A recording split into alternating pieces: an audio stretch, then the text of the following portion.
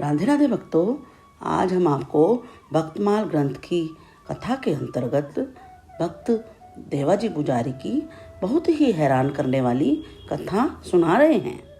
एक बार राजा ने भगवान के बालों को देखकर व्यंग से कहा, पुजारी जी, मालूम होता है भगवान के सारे केश सफ़ेद हो गए हैं।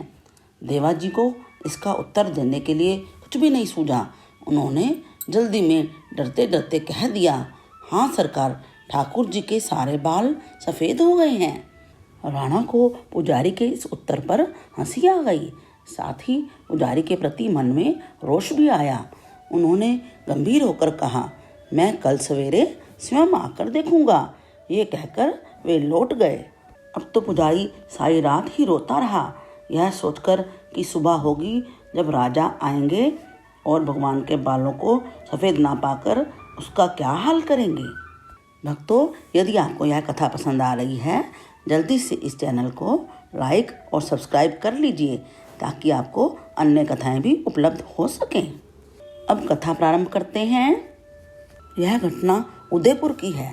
उदयपुर के समीप श्री रूप चतुर्भुज स्वामी जी का मंदिर है। देवाजी पंडा उसमें पुजारी थे। वे बहुत पढ़े लिखे नहीं थे, परंतु भगवान की पूजा अर्चना बड़ी श्रद्धा के साथ विधि पूर्वक करते थे। भगवान में उनका विश्वास था, जो भक्ति के लिए परम आवश्यक साधन है। भगवान की सेवा से उनका अज्ञान अंधकार नष्ट हो चुका था। एक दिन की बात है, उदयपुर नरेश एक पहर रात बीतने के बाद मंदिर में आए। तब तक शयन की आरती हो चुकी थी और भगवान शयन कर चुके थे।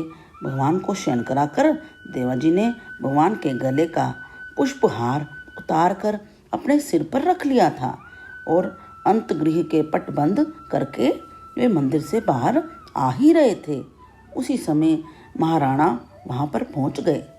दरवाजे पर अकस्मात महाराणा को देखकर देवाजी घबराकर मंदिर में दोबारा घुस गए और उन्हें पहनाने के लिए भगवान की माला ढूंढने लगे। उस दिन दूसरी माला थी ही नहीं, अतः महाराणा नाराज ना हो इसलिए देवाजी ने मस्तक पर धारण किया हुआ पुष्पहार उतार लिया और बाहर निकलकर महाराणा के गले में पहना दिया। सोचने विचारने के लिए तो समय ही कहाँ था। देवाजी के सिर के सारे बाल सफ़ेद थे और बाल थे लंबे लंबे। दो एक सफ़ेद केश माला में लगे हुए महाराणा के गले में आ गए। राणा ने बालों को देखकर व्यंग से कहा, पुजारी जी, मालूम होता है भगवान के सारे केश सफ़ेद हो गए हैं। देवाजी को इसका उत्तर देने के लिए और कुछ भी नहीं सूझा। उन्होंने जल्दबाजी में डरते हुए कह दिया, हाँ सरकार, ठाकुर जी के सारे बाल सफ़ेद हो गए हैं। राणा को पुजारी के इस उत्तर पर हंसी आ गई, साथ ही पुजारी के प्रति मन में रोष भी आया।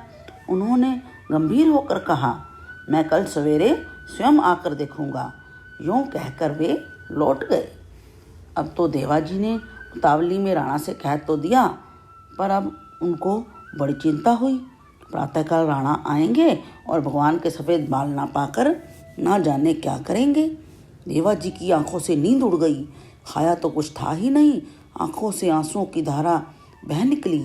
देवाजी ने कहा, हे मेरे स्वामी, मेरे मुंह से सहसा ऐसी बात निकल गई। तुम तो नित्य नव किशोर हो, तुम्हारे सफ़ेद केश कैसे हो सकते हैं। पर सवेरे महाराणा आकर जब तुम्हारे काले बाल देखेंगे तब तुम्हारे इस सेवक की क्या स्थिति होगी। राणा की आंखों में यह सर्वथा मिथ्यावादी सिद्ध हो जाएगा। मुझ में ना भक्ति है, ना शक्ति है और ना ही श्रद्धा है। मैं तो केवल तुम्हें तुलसी चंदन चढ़ाकर अपना पापी पेट भरता हूँ। तुम्हारी नहीं, मैं तो पेट की पूजा करता हूँ, परंतु लोग मुझे तुम्हारी पूजा करने वाला बतला देते हैं। सवेरे जब महाराणा मेरी बात को झूठ पाकर सबके सामने मेरी भर्त्सना करेंगे, तब लोग यही कहेंगे, कितना बड़ा मूर्ख है। कहीं भगवान के मूर्ति के सफ़ेद केश हो सकते हैं। कुछ लोग मुझे अत्यंत डरपोक बताएंगे। कुछ कहेंगे, अजी, भगवान यदि आज भी सच्चे होते या भक्तवत्सल होते तो क्या बेचारे गरीब पुजारी की बात ना रख लेते। जितने मुंह होंगे उतनी बातें होंगी। नाथ, ये आपका अपराधी हूँ, दम्भी पुजारी हूँ, उस समय कैसे मुख दिखलाऊंगा और किसको क्या उत्तर दूंगा। पर प्रभु, मैं कैसे कहूँ?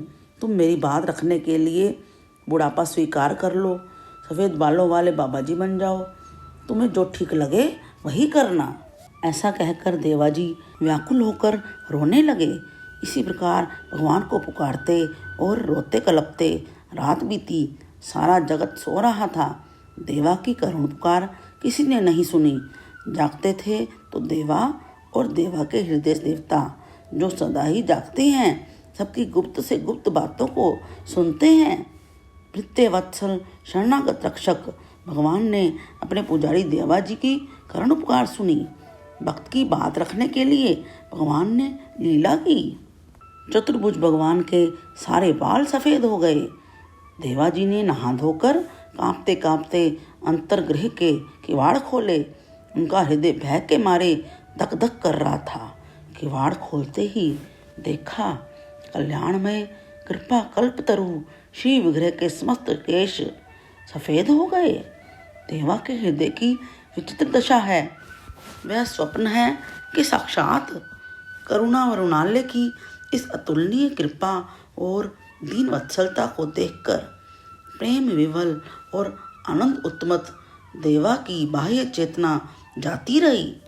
वे बेसुध होकर जमीन पर गिर पड़े। बहुत देर के बाद देवा की समाधि टूटी।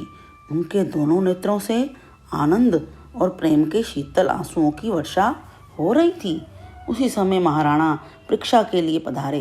देवाजी की विकलता से रोते हुए देखकर उन्होंने समझा, रात को मुझसे कह तो दिया, अब भय के मारे रो रहा है। इतने में ही उनकी दृष्टि भगवान के श्री विग्रह की ओर गई। देखते ही राणा आश्चर्य में डूब गए। श्याम सुंदर के समस्त केश सफ़ेद चांदी के समान चमक रहे थे। महाराणा को विश्वास नहीं हुआ। उन्होंने समझा पुजारी ने अपनी बात रखने के लिए कहीं से सफ़ेद बाल लाकर चिपका दिए हैं। राणा के मन में परीक्षा करने की आई। उन्होंने अपने हाथ से भगवान के सिर का एक बाल बलपूर्वक उखाड़ लिया। तब राणा ने देखा बाल उखाड़ते समय श्री विग्रह को मानो दर्द हुआ और उनकी नाक पर सिकुड़न आ गई। इतना ही नहीं, बाल उखड़ते ही सिर से रक्त की बूंद निकली और वह राणा के अंगरखे पर आ पड़ी। राणा यह देखते ही मूर्छित होकर जमीन पर गिर पड़े। पूरा एक पहर बीतने पर महाराणा को चेत हुआ। उन्होंने देवाजी के चरण पकड़कर कहा, प्रभु, मैं अत्यंत मूढ़, अविश्वासी और नीच बुद्धि हूँ। मैंने बड़ा अपराध किया है। भक्त क्षमाशील होते हैं, ऐसा मैंने सुना है। आप मेरा अपराध क्षमा कीजिए, मेरी रक्षा कीजिए। यूँ कहते कहते महाराणा अपने आंसुओं से देवाजी के चरण धोने लगे। देवाजी ने महाराणा को उठाकर हृदय से लगा लिया। गदगद वाणी से कहा, यह सब मेरे प्रभु की माया है। मैं अशिक्षित गंवार केवल पेट की गुलामी में लगा था। भगवान की पूजा का तो नाम ही नहीं था। पर मेरे नाथ कितने दयालु हैं, जो मेरी मिथ्या पूजा पर इतने प्रसन्न हो गए और मुझ नालायक की बात रखने के लिए उन्होंने अपने नित्य किशोर सुकुमार विग्रह पर सफ़ेद केशों की विचित्र रचना कर ली। मैं क्या क्षमा करूं, मैं तो स्वयं अपराधी हूँ। हे राजन, मैंने तो झूठ बोलकर आपका तथा भगवान का भी अपराध किया था, पर वे ऐसी दीन वत्सल हैं कि अपराधी के अपराध पर ध्यान न देकर उसकी दीनता पर ही रीझ जाते हैं। राणा तथा देवा दोनों ही भगवान की कृपालुता का स्मरण करते हुए रो रहे थे। इस घटना के बाद यह आज्ञा हो गई कि आगे से राणा वंश में राजगद्दी पर बैठने के बाद कोई भी मंदिर में नहीं आ सकेंगे। जब तक कुमार रहेंगे तभी तक आ सकेंगे। यदि इस कथा ने आपके दिल को छुआ है तो इसे अधिक से अधिक शेयर कीजिए और मेरे साथ बोलिए, हरे कृष्णा कृष्ण कृष्ण हरे हरे, हरे राम राम राम हरे हरे।